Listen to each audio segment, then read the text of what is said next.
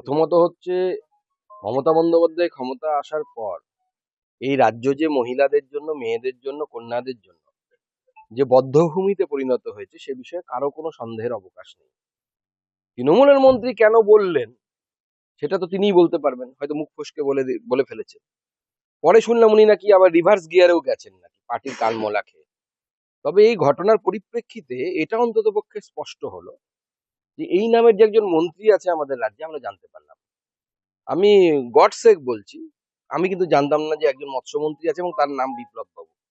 কারণ তৃণমূলে একটাই পোস্ট, বাকি সব ল্যাম্প পোস্ট বা ঢ্যাপোস্ট যাই বলুন না কেন, বাকি কাউকে কেউ চিনতো না। আমরা জানতে পারলাম যে একটা মৎস্যমন্ত্রী আছে, বিভিন্ন কাজ, মানে কাজ কোথায় হয় তো কেউ মৎস্যের কোনো কাজ তো দেখতে পাই না আমরা।